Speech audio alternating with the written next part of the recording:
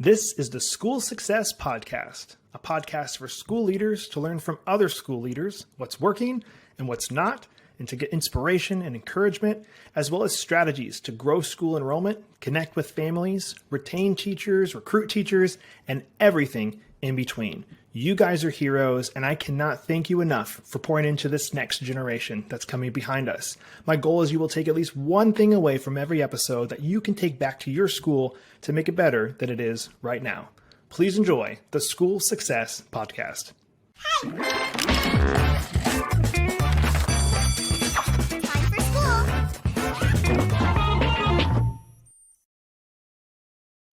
Hey, School Success Makers. Welcome to another edition of the School Success Podcast. I'm your host, Mitchell Slater. I'm joined by a new friend out of the great city of St. Louis, Missouri. They're on the west side, a little outside of that on the west side, and it is Katy McKinney, who is the founder and president of Lafayette Academy, and they are doing some really cool stuff in the area. And as I have talked with them and met with them, it's like, okay, I got to have Katy on. She is just a delight. Her voice, as you're going to hear in a second, you're like, oh my goodness, she just sounds like the best person to be a great teacher and a great person to pour in and love students. And that is exactly what she's doing and why she wanted to start this school. So we're going to hear all about her story here in just a little bit, but I don't want to take any thunder away from her. So I'm actually going to pass it off to her to introduce herself real quick, and then we'll dive in. So Katy, welcome to the podcast today. Thank you, Mitchell. It was very thoughtful. Yes, I am the founder of Lafayette Academy. We are in our seventh year. My eighth, but the school is seventh. And yeah, I started this as an outgrowth of my dissatisfaction with what was happening in the public and private educational sector.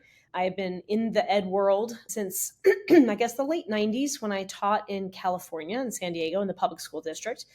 Had a wonderful experience there.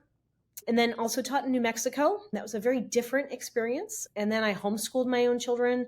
I've worked in private education. And the only place I could really find the avenue that I was looking for was in homeschooling.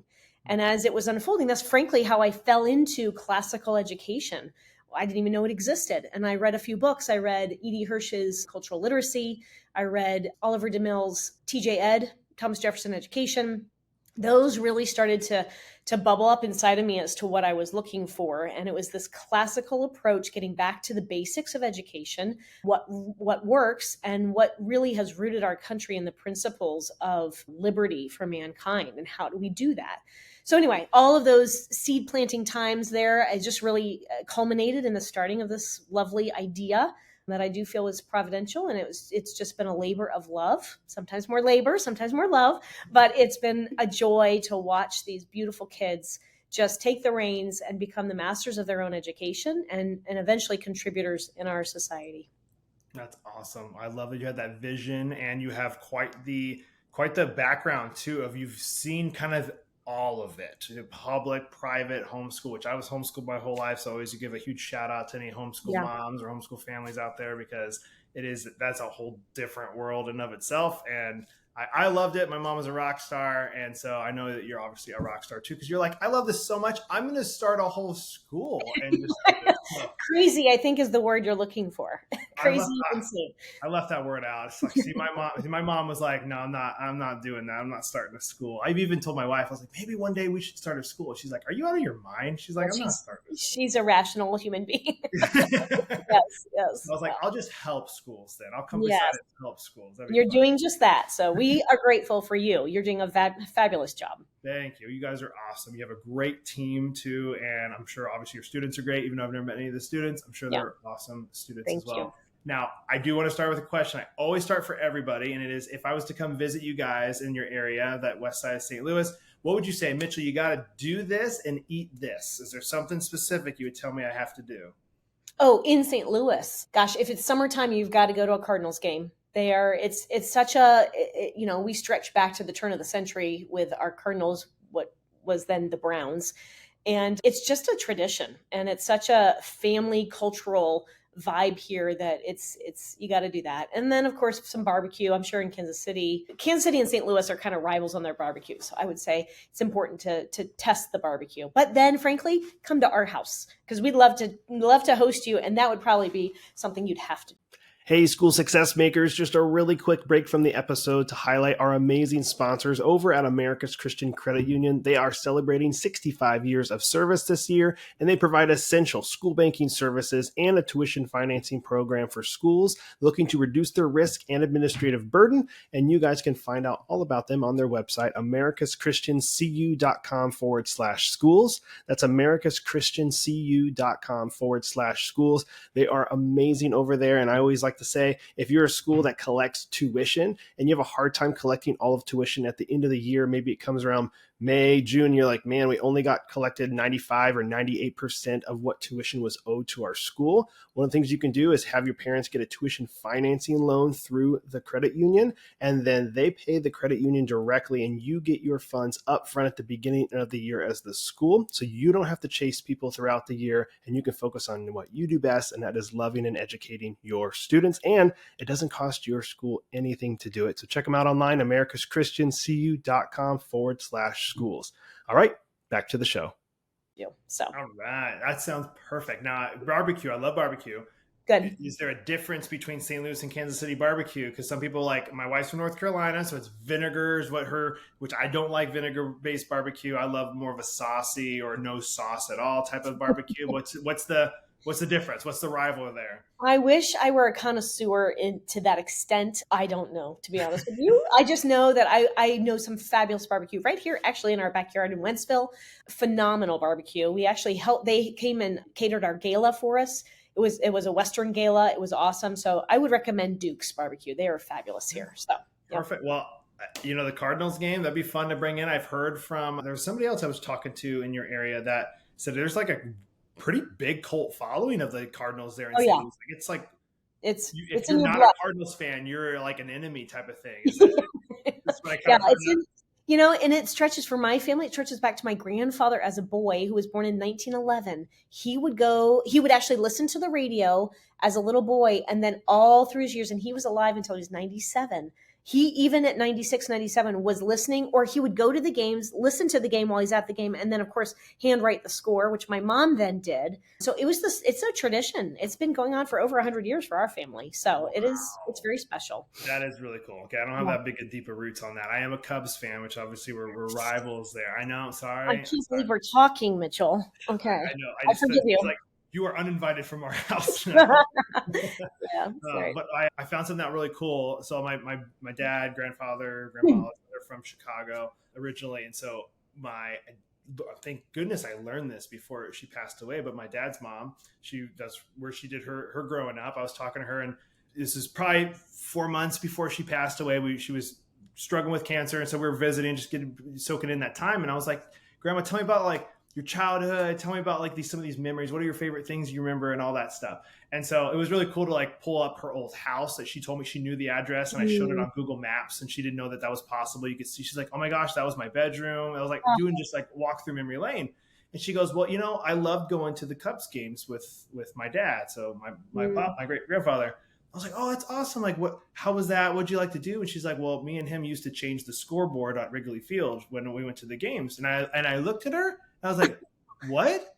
And she's like, yeah, we would sit and help change the scoreboard on some of the games. And I go, you have never mentioned this to anyone in the family. My dad didn't know that. And so then it made me go, oh, that's awesome, Grandma. That story would have died, though, with her, which I'm glad to know that she used to be doing that with her dad.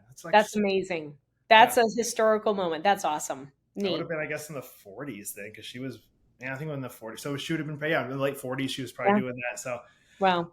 That's awesome. It's not school related, but I guess we should dive into school content. Yes. Well, that's lovely that you're learning about her, and that is, to me, that's education. It's you're a lifelong learner, and your history is a huge part as to who you are. And I'm a big believer in knowing the importance of our history and then diving into it. So kudos to you for taking advantage, making the moment. And a perfect thing for the classical thing. You're talking about going back to the basics. So you're saying we're going back to like, what was the founding? What was this in the old school? It's, there's obviously pros and cons to both sides, like the new stuff as well as the old stuff. But I love that. I've really loved the classical approach when I've talked to different classical schools. So I guess you kind of already hinted at it. Maybe we should start with this. If there's anybody listening who doesn't know what a classical school is, what would you I know what the basis are, but like if you were to share like, hey, here's a really simple philosophy, like what a classical Christian, or sorry, just a classical school in general Yeah. is. The high level, the way I explain it is that it's touching on the Western roots, our Western tradition. You might say, okay, what is that? It goes back to the ancients, to the Greeks and the Romans, and the idea that first off, the polis, the people, are independent in their culture, independent in their thinking, and that they have the ability to guide their own destiny. That is a Western tradition. The other thing that is Western is the fact that when we work as hard as we do as Americans, that we should be rewarded for that work. And that is, the fact that we have patent law, and that is a protection of the creativity that this country is just thrives off of. That is a Western tradition. And then, of course, that you should reap the fruits of that hard labor, and that the government doesn't take 80% or whatnot. These are Western values that we definitely take for granted. But from a classical education, of course, it's the study of the great books, but it's that ideology that man was born free under a monotheistic umbrella, that we then have the ability and the freedom to pursue whatever it is that brings out the best in each one of us. And that is a very selfless focus. If you go back to Aristotle, the importance of serving and contributing, especially in a republic, we all have a role to play. So all of those kind of encapsulate to me the idea of a classical education.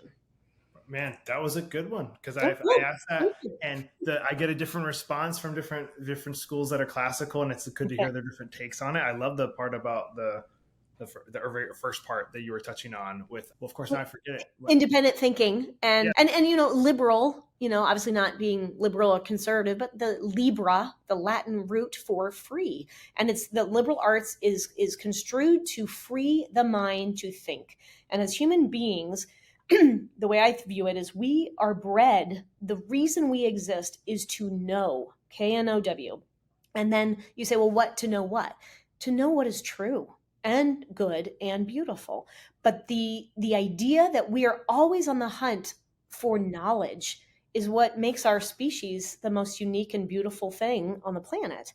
So as we are bred to do that, why not create an educational avenue that just capitalizes on mankind in the pursuit of that knowledge, and to do it freely without an agenda and without any prescribed objective. That is not what we're about. And that's what resonated with me about this whole thing. And it captured my heart, and I was like, okay, let's magnify this, multiply it, and go for it. So that's to me what a classical ed is all about. So were you doing classical with your children at home, and then decided to start a classical school? Yes, I literally fell into it at the classical home fair, school fair just down the road about 10 years ago.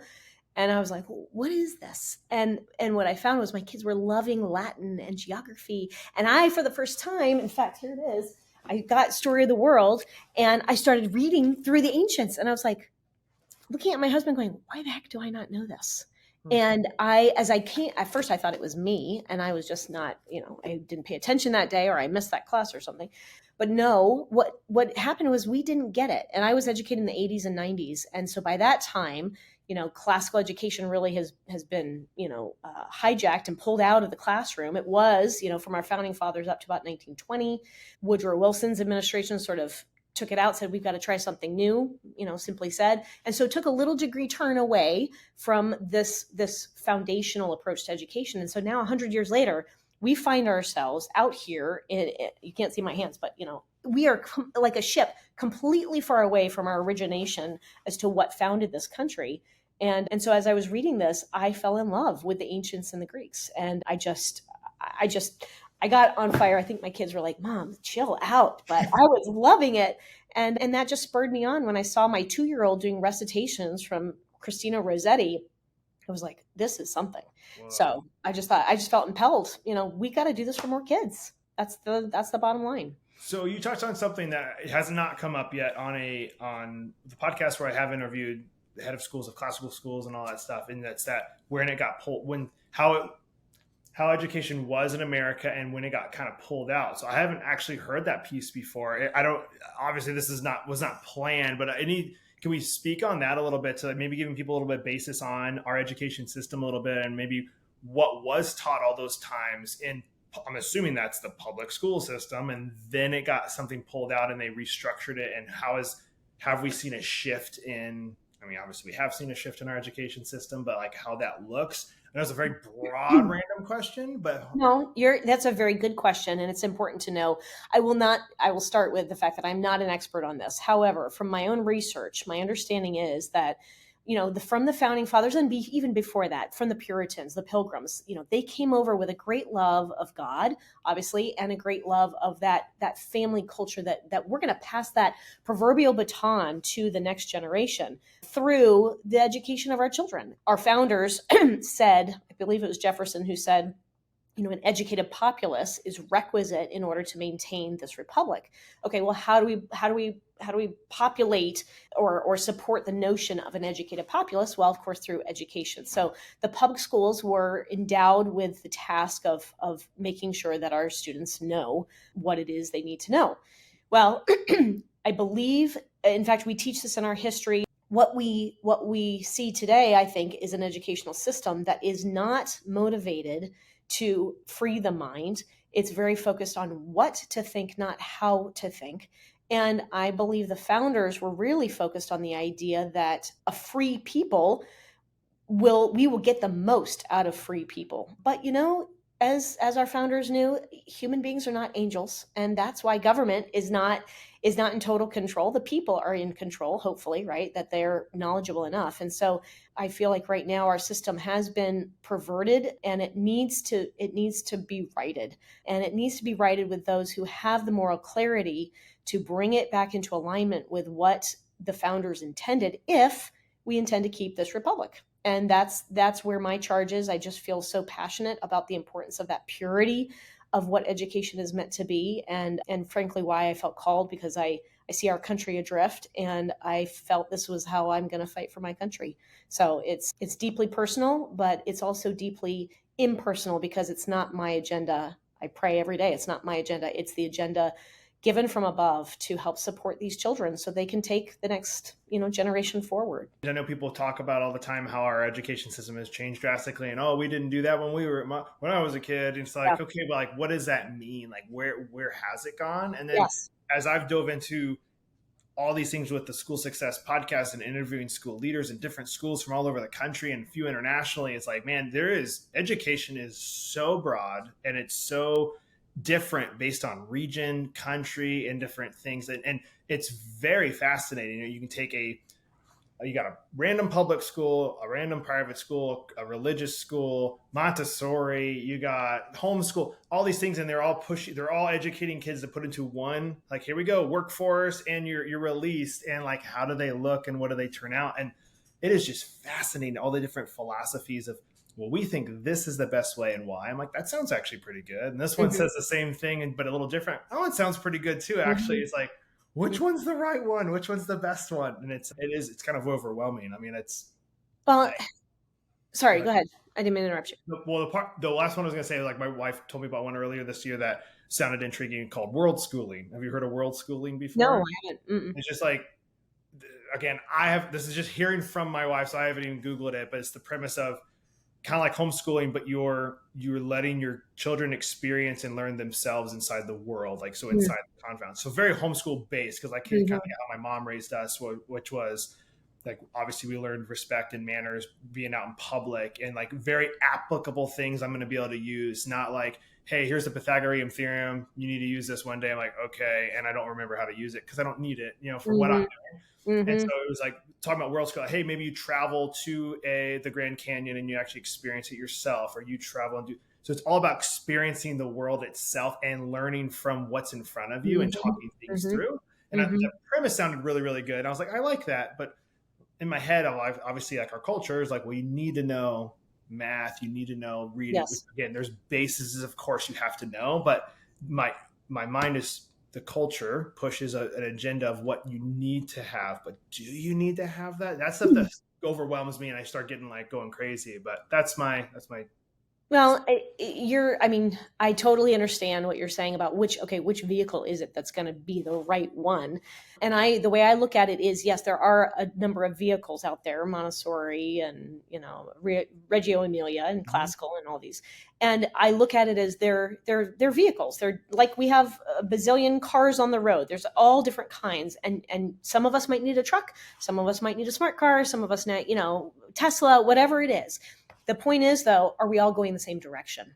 And we all get to point B, right? We're all productive people, but the car is used to get to a certain destination, and education should be that same. And my thought and concern is, okay, I don't really care the avenue or the vehicle, although I am very biased towards the classical because it's really answered all my questions. But the point is, are we getting to that liberal thinking, independent thinking, non-agenda curriculum? That to me is the key. And then you can pursue that through a variety of avenues. But I think that's where we're a little astray, is what is the final objective of education? What are we really striving towards? And I would say it's to, again, going back to human beings being bred to know, it's to be lifelong learners. That's the bottom line. And to do that, you have to have a sense of curiosity and humility, and then be able to implement that no matter what sphere of life you decide to go into. That will always keep you moving, as doing the best you can as a human being. So that's kind of my philosophy on it. I love the part you shared about how, like, the analogy of the car thing is actually really, really good, saying we all have these different things, but we should hopefully all be trying to go to the same end goal. And it reminded me of a friend of mine, sort of off topic, but I hopefully, it kind of comes about around, makes sense, who, one of my really good friends, we completely are opposites, like opposite political beliefs, opposite religious beliefs. And I was like, and so, but we would just enjoy talking. We would talk politics, never, ever, ever get heated. We just go, hey, this is happening. What's your take on it from your side? And I would share my take. It was really nice to have a breath of fresh air of somebody from the other side without being, somebody getting freaking out or anything. And we both said one day, and it just was super encouraging. It was like, hey, I know at the end of the day, you love America and you love you want what's best for America. And I love and then we love the world. We want what's best. We just both have completely different ways of how we're going to get there. But we both agree, like, we love America, we love the world, we love people.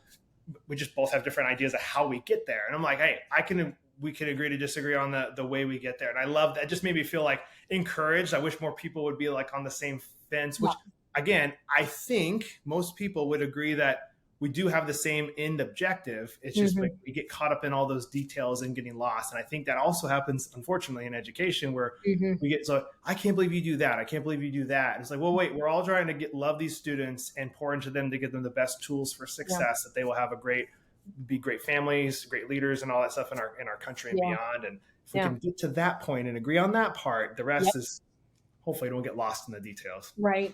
No, that's beautiful. And I think that what you're emulating is the lack of ego in both of you to say that there's something higher besides my way or the highway. And if the North Star is always what's best for these children, and you can agree that love is the North Star, and the idea of I'm going to help give the tools to this child so that they can flourish and be the best version of themselves, then that is our unum, together. That is where we need to be. And as a country, we do need to do that. I am not here to facilitate a big pod or community of people who think like Katy thinks. I do not want that.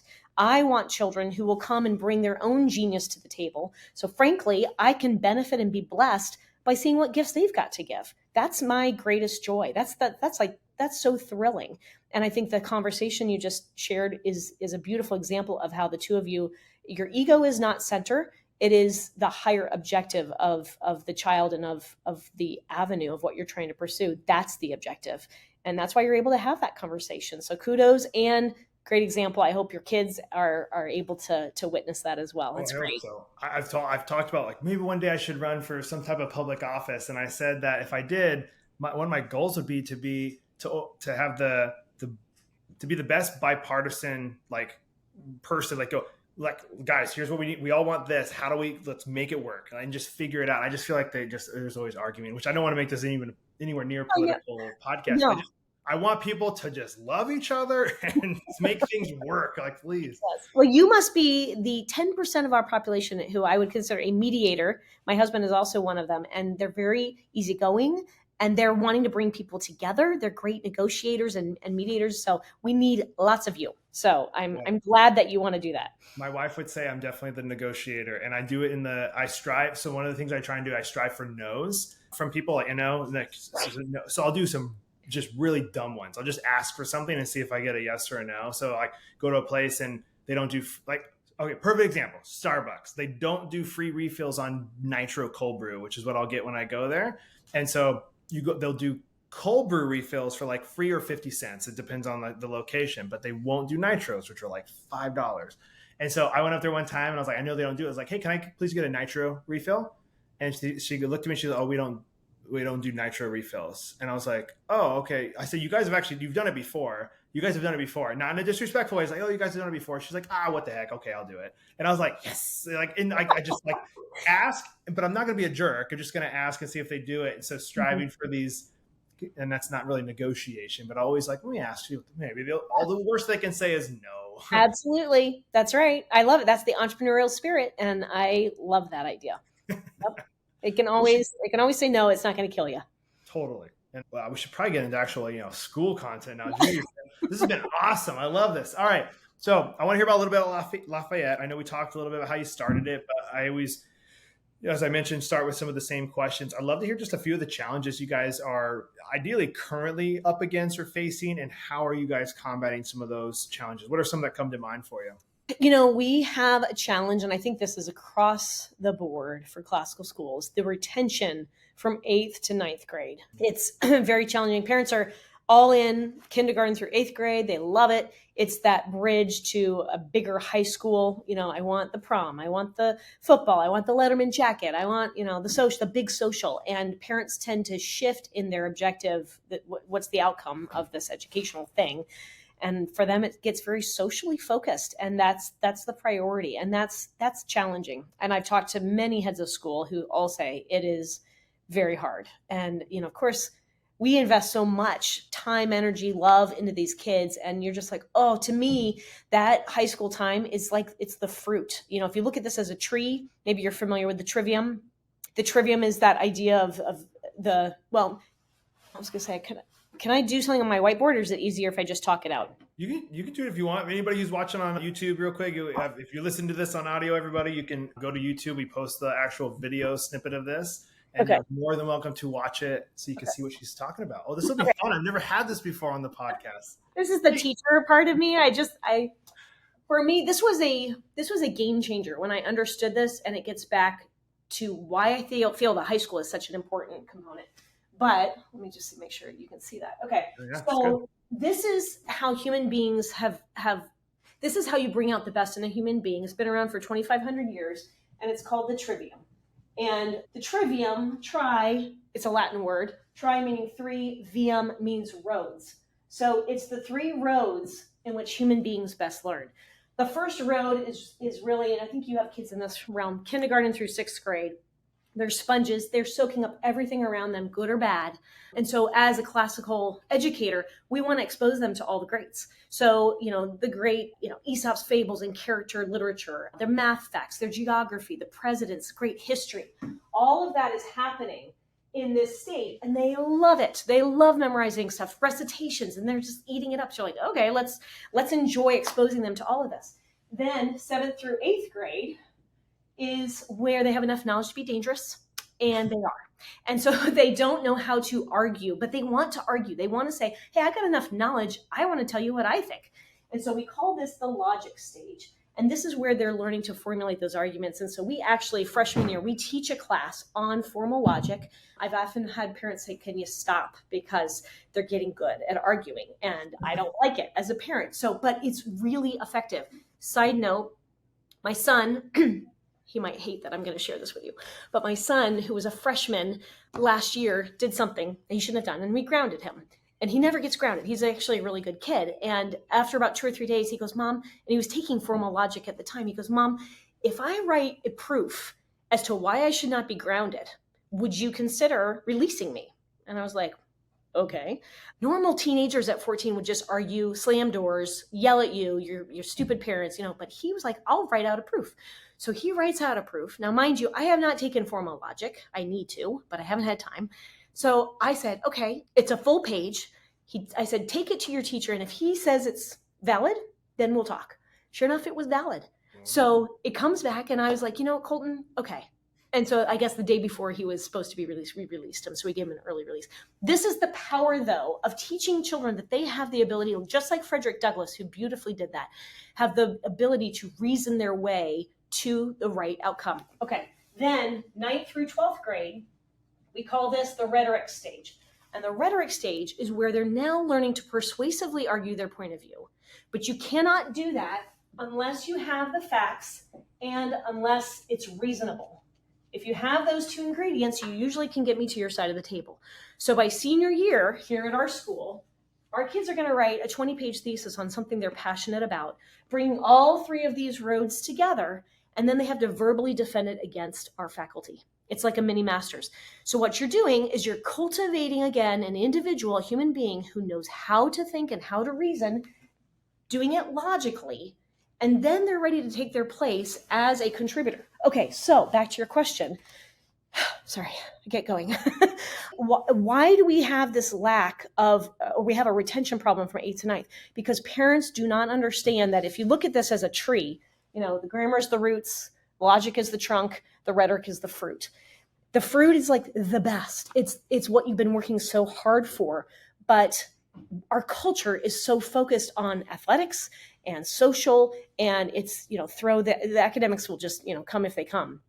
And that's a really tough fight to fight. It's through, so the solution to me is we have to educate our culture to know that 4 years truly solidifies the individual and what they're going to do in life. It's going to affect their choices, who they marry, how they raise their family, what careers they choose, how do they work through hard, difficult times.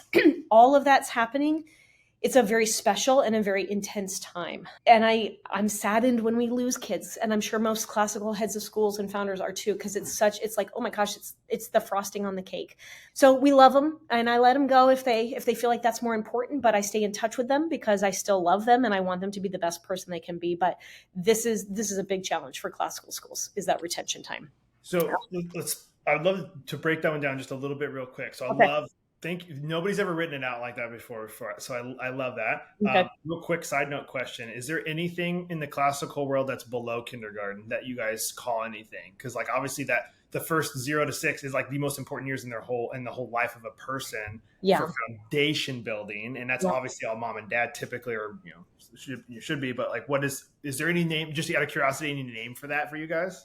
No, it's called Be at Home with Mom and Dad. Okay. All right. And I fully support that. I know that our culture has a lot of working moms. I'm now one of them, and I never thought I would be. I was a stay-at-home mom before, and I do feel the most important place is for our children to be in the home. And the fact that our culture in the 60s and 70s got the mom out of the home, I think was a major, again, another shift that was not a positive for our culture. And I'm in it right now too, and it's hard. I don't like not having the time for my family the way I would really ideally like. So I want to support. That's why we don't offer pre-K. I want to encourage families to be at home with their kids. And then when they come in kindergarten, we'll take off. We'll have a grand time. But that family unit is essential to this republic. And I want to support that. So that's why our actions are the way they are. Cool. All right. So that was that part. And then, so for your school, and you might already be doing this, just curious. So the red flag, I guess, I see when I go, okay, they're leaving, is your education of the family starts on day one when they're in kindergarten about why they should be here for 12 years. And every year they need to, maybe it's mandatory before the year they come in for an information meeting and they're like, hey, ninth grade's next year. This is why, you want to make sure truly they're informed from the beginning and not already looking a year or two in advance. Are you guys doing anything like that already? You know what? That is a great idea. We probably have not purposefully done that as much as we should. And so we have done some of that, but we could do more. And I think that's actually one of the calls we want to implement this year, is to do more education as to what is classical. Why are we doing this? Because most of our parents have never been classically educated. I'd say 99% of them. So it's kind of a dual educational problem or opportunity. educate the kids and educate the parents, which is my secret agenda. So I do. You're exactly right. That's how you combat it. And it's like they don't know what they don't know. So like a Right. family is like, I'll put it in the shoes of my son goes to a little Montessori school, and this is typically common in the Montessori world is they lose people after primary, and primary is because they get so Montessori, those that are listening, broken up into typically like 3-4 different sections. And the first, you got toddler, and then primary, which is like 3 to 6 year olds. And so typically somebody finishes primary and goes into kindergarten. And so the Montessori schools are notorious for having huge primary programs and putting a lot of resources in there because people love Montessori and primary. And then they pull them and put them into a regular school kindergarten. And so typically what they say is like the kids are so ahead when they go into a regular kindergarten class from all the knowledge they've gotten from Montessori, but they haven't properly educated the families of like, hey, this is why it's important to continue on with what we're doing because we've set this foundation. Kind of like the same thing you get here. And we have some clients in the Montessori world, and we've kind of consulted and coached through that of like, it starts from day one of they do a tour and you're saying why, but then it's not, you can't expect that 3 years ago they're going to remember why they're going to do that. They're running their families and jobs. So it's regular emails, it's a text message, it's coming in for information meetings, it's a mandatory meeting every year that you say, hey, here's why we're doing what we're doing, cast vision on why you're doing this with their child. And then I think even if you get, if you lose 10 every year, if you can hold on to 4 of them, I mean, that's a huge swing just in general of what you have to fill. So I would love to see you guys do something along those lines if that's not really being done. Great.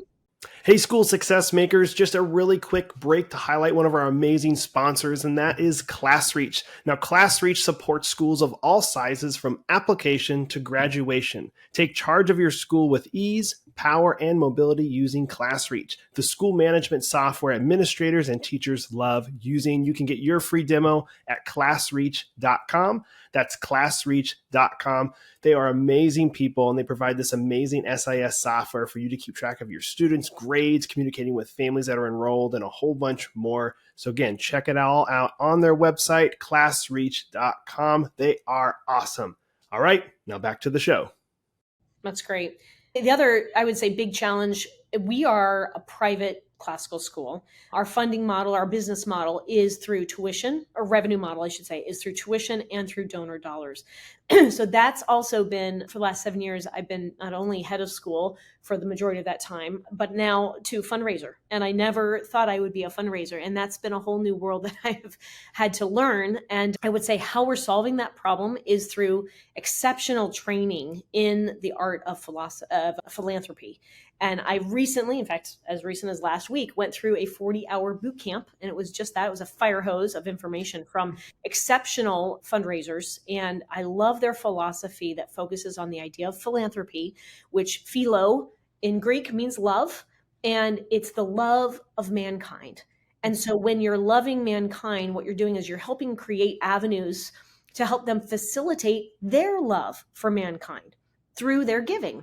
And so that is not a hard thing to do. When I'm loving, and we're all loving what we do for children, it's not hard to share that. So the way we're combating that fundraising challenge is just learning more about it and then executing it. I personally love it, but it's a lot of work to maintain private schools. It's difficult because we don't get any support from either Hillsdale or the state through tax dollars. And so it's hard on families and to pay that tuition, and it's hard for us to make up, the difference, but it's worth it. And loving our supporters. It's wonderful. It's a great partnership. Man, and maybe the voucher system will come over to Missouri, and you guys will that's been interesting to watch that play out across the country, which I'm a big supporter of the voucher system, giving parents the ability to choose and have actual funding come over with it. But there's also been the flip side. So we have a client we're working with in Arizona, actually, that is a charter school, and great people, great run charter school there, but their numbers are down for the first time ever because of Arizona's voucher system and people pulling to go to private schools and Christian schools. They have to market for the first time ever, do actual marketing. And I'm like, whoa. So like it's schools are feeling it. There's schools actually feeling the effects of that voucher system like that, which I've heard that yet till just a month ago. So I hope that spreads across, just given, in my opinion, competition is good. So it's going to make public schools have to compete instead of just going, well, they're in my district, they're just going to go to my school. Like, it's going to, again, there's pros and cons to all this, but it's going to help people be competitive, which means you got to really up your game as a school and be the best you can, so that people, you want to pull them in. So that's right. I hope that comes over and helps you guys. But yeah, fundraising, that's a big one. Are you guys typically you're getting into the weeds of this, but is it event fundraising, or are you doing more private donor, like, hey, this is our vision, would you like to be a part of our vision, we need this? What's your approach? It's a combination. We definitely have a number of events. We are getting to the point where actually we are scripting out exactly what our year looks like to the dollar, so that we can really predict exactly what we're going to be bringing in. But we have to do a combination. So we have galas. We're actually going to do an online gala here in December. We have an in-person gala. We've got, grandparents sort of society. It's an all-out team effort. The board, myself, our parents, everybody is working together. But it goes back to the fact that we love these kids. But and I will say, back to your point about the whole charter school and the voucher system, Missouri is interesting that we don't have charter schools unless you're in the city of St. Louis or in Kansas City. And so that was the first avenue I pursued was, I'm going to just start a Hillsdale charter school. And as I looked into it, I found that bottleneck, and I was like, oh gosh. And so for 18 months, Hillsdale and I kind of hemmed and hawed, trying to find an avenue for me to start the charter school. Met with the director, and I was like, that's a fight I don't have time for. I've got 3 kids and I want them educated now. And sure enough, gosh, we're 10 years down the road and they're still, embroiled in the battle. And who knows? The needle's probably slowly moving forward year by year, but I didn't have time. So it is something that it is fun to see what's happening across the country. And I do think competition is essential. That's a Western thing. So a Western value. So anyway. Man, if I can add some encouragement to you on that part you just said, there was a lady we talked to. She actually was on the podcast months back. And I can't remember if this was on the recording or not, but she talked about how her school that they run, when they come up with a new idea, they do it immediately. They're like, hey, here's this idea. They get together as a team and they go, let's do it. They start as soon as they can. The next week, the week after. She goes, schools are notorious for, that's a really good idea. Let's talk it up at the next board meeting. Let's vote on it. And then it's a year or two later, they're rolling out this initiative or this thing. Yeah. And she goes, in the lifespan of a child, every month you wait is like 6 months of their life or something, like the education cycle she's explaining. So like you have them for 12 years if they're for a full K-12. So if every time you wait, you're failing that child more. If this is really going to help them, if this is really going to push them ahead, every month you push out, it's like a year of their life or whatever it was like drastic. And so if you're like going, well, let me just wait and do this charter school, it's all those kids that you guys are pointing to, loving and touching, like they would have not gotten that if you had been still waiting. Interesting. I had never thought about that. Yeah. Thank you. That's encouraging. That's awesome. I wish I got to get the quote down exactly now and make it sound better instead of just trying to wing it. But no, that's good. That's got the essence of it. So what's going good? Tell me, brag about the school a little bit. What's some good things you guys are doing? Oh, I love this came from homeschooling, but we love learning about whatever it is from, if it's history or science or literature, and then we go and take field trips that correspond with that. So the field trips you're not going to see us going to the pumpkin patch or going to pick apples unless it's connected directly to our science program. So every field trip has to have a purpose behind it. And I'll give you a good example. So this last spring, every part of the beautiful integrated curriculum that Hillsdale offers us is that every year K through 6 and then 7th and 8th has a segment on American history. And 7th and 8th spends 2 years on American history. And so our 5th through 8th graders last year all were focused on the Civil War and the reconstruction of that. And so they spent about, a month or 2 on that topic, knew it inside and out. And so we put a field trip together to go to Gettysburg. And we took part, again, as I mentioned, my secret agenda is to not only educate the children, but to educate the parents, of which I am. So I just want to know. I want to know what my kid knows and go on that journey with them. So we took 50 participants, parents and kids together. We all met in Gettysburg next to the battlefield, my favorite hotel right there.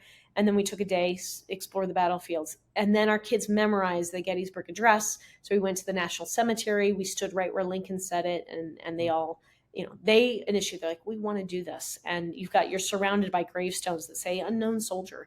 And so when it gets to that part where it talks about, these dead shall not have died in vain, but shall have a new birth of freedom, it touches you.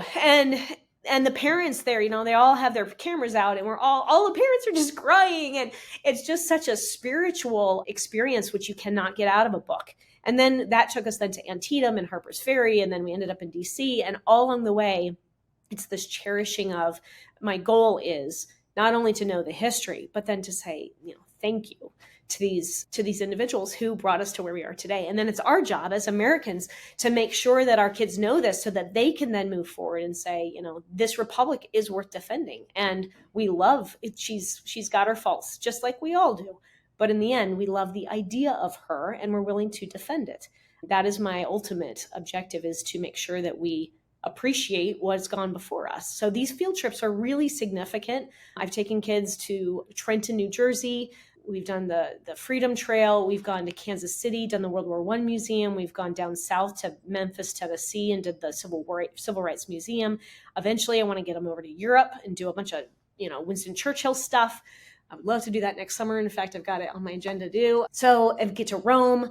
These are things that move you as a person. And that's what education should do. It should inspire you. And so, anyway, I love it. So field trips are really important to us. The other thing that we do that I love is our PE program. Thanks to Hillsdale again. They have created this phenomenal PE program, and it includes dance. And I haven't really ever experienced a PE program that has dance. So kindergarten all the way through. And so the portion that I love the best, though, is the dancing part, where we teach the kids American folk dances, as well as the waltz, the two-step, foxtrot, all of that. And we culminate it for middle and high school into a beautiful formal dinner and dance. We teach etiquette, so they know how to eat, the soft skills, eat a formal dinner. So they have a beautiful 4-course meal. And then we move all the tables aside, and then they break out into dance. We have little dance cards, so they don't have to ask anyone. It's kind of like 1950. And then they break out into beautiful dance, and they're gorgeous gowns, and the gentlemen all in their beautiful suits. And it's a very magical night, and they are graded. So they all put their best foot forward, and they all walk away going, I had no idea I could do that. And it's another little surprise to them that they can show up the way they do. And they take those skills with them the rest of their lives. So again, we're working to bring out the best in what they have to give. And it's a joy to witness it. That one's awesome. All right. See, kids don't need to leave your school in high school, because for a prom, they got that. I know. Yes, I would agree. Yep. That's awesome. Well, Yep. Katy, you guys are doing some awesome stuff. You can see it, and you can feel it in your heart that you obviously love what you're doing, and there's passion behind it. And that I'd follow somebody with a passion, then it's just a job any day. It's like you can tell and you can feel it. And you can see it. I mean, you see it in your eyes and your face as you're talking about it, that it's like, it's real. So don't lose that. I don't think you will, but don't lose that, because it's contagious. Thank you. So for those that are listening and are encouraged by you, I'd love you to share, just as we wrap up, like a piece of advice. I mean, you've been doing this for obviously a long time, but 8 years with the school. Is there a piece of advice that you want to share with a school leader listening? Oh gosh, there's so many lessons you learn. I think in any endeavor, in the end, this school is a business, and it has to run like a business, and you have to obviously make a profit. I've done real estate investments. I've done this. I think, you have to, and you doing what you do, you have already, I'm sure, learned, you have to have a big enough why.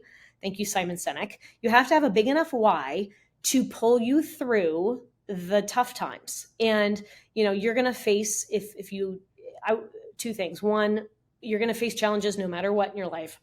But when the chips are down, you're going to have to know what is your why and believe that to your core. And it will pick you up when you fall flat on your face. What was the other one I was going to say from a business standpoint? I mean, that's probably my biggest lesson, because this is probably, besides childbirth 3 times, this has been the hardest thing. And that's like over and done, right? Like in 1 hour, you're done. But this has gone on for 8 years. So it is the birth of an idea, and it's had its wonderful highlights. I've been on my knees numerous times. And so it's important to have that why, that moral clarity. We see what's going on in Israel right now. And I think it's brought home for me, these amazing people over there who are our brother, if you will, the Judeo-Christian roots that we have together. We have to support and recognize that the fight on their shore is on our shore too now, So that really solidifies for me my why. It broadens it. It gives me more fire, to be honest, as to what we're doing and why it's so important.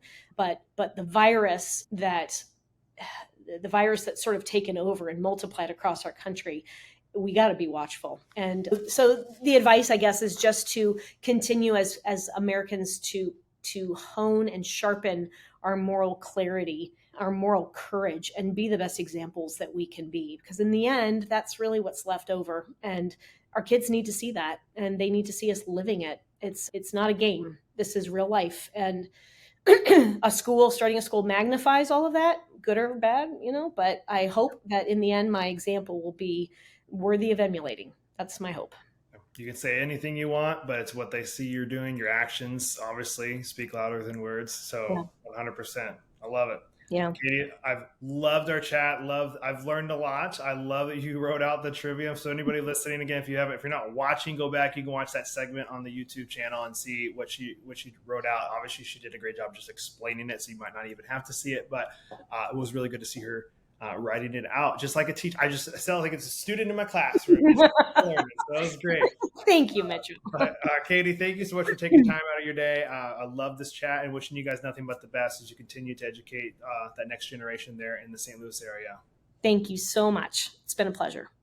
Well, another huge shout out and a thank you to Katy for taking time and being on the podcast today. I love what she's doing over at her school at Lafayette in Missouri, and I'm wishing them nothing but the best as they continue to grow and educate the next generation that's coming behind us. And I love Katy's story. I love it.